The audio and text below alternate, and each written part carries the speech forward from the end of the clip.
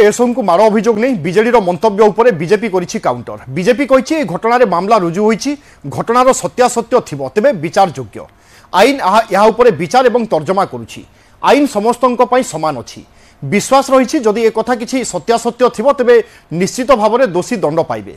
पूर्वतन मंत्री प्रताप देव बहुत लंबा कथा कहिसंती। ममिता मेहर हत्या, कैबिनेट मंत्री नव दास हत्या घटना से केउठी थिले?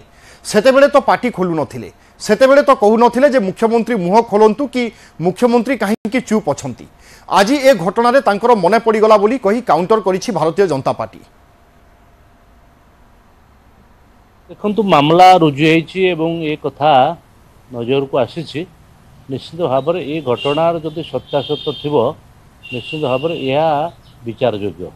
तो आईन निश्चित भाव में ताको विचार करिवो एवं तर्जमा करिवो करिकरी जोटा माने प्रकृत अपराध कौन होइछि एवं घटनाटी कौन होइछि से कथा आईन तार तर्जमा करूछि।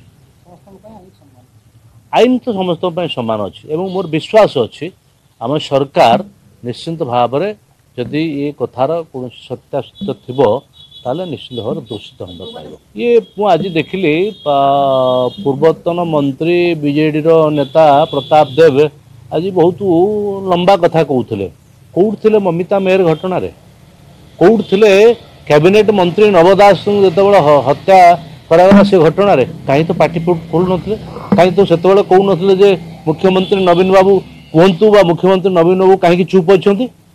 आज ये कथा मन पड़गला ये गोटे कौन घटना रे घटना तो तदंत चली एफआईआर होइछि एवं तार तर्जमा चली।